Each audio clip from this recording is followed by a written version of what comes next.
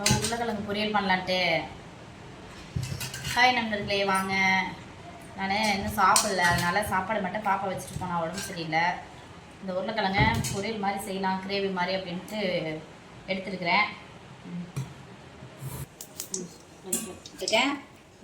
இந்த பெரிய வெங்காயம் கொஞ்சம், தக்காளி கொஞ்சம், இப்போ கடுகு போட்டுக்கிறேன்.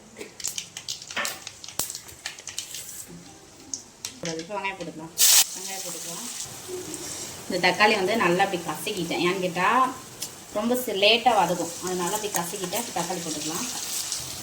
இப்போ தேவையான குழம்பு பொடி போட்டுக்கலாம். காரத்துக்கு காரமாக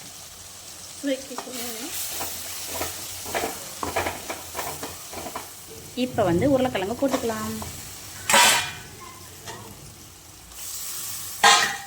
தேவையான தண்ணி ஊற்றிக்கலாம். தேவையான அளவுக்கு உப்பு, தேவையான அளவுக்கு தண்ணி. இது நல்லா வேகட்டும். வெந்த ஒருப்படி எப்படி இருக்குன்னு பார்க்கலாம் வாங்க. இப்போ போய் பாப்பாவுக்கு உடம்பு சரியில்லை, மாத்திரை வாங்கிட்டு, எனக்கும் கொஞ்சம் ஒரு மாதிரி ஃபீவர் வர மாதிரி இருக்குது. பாப்பாவுக்கு ஃபீவர் வந்துச்சு, போய் மாத்திரை வாங்கிட்டு வந்துடலாம். இப்போ உருளைக்கிழங்கு கிரேவி ரெடி.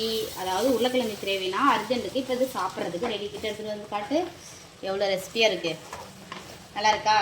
கருவேப்பிலெல்லாம் போட்டேன்.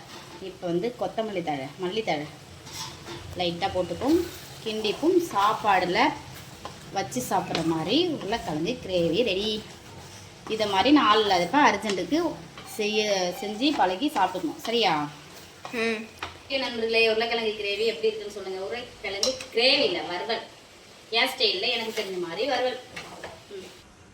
இருக்கா அக்கா இருக்கா வாய் வந்து தான் சொல்கிறது.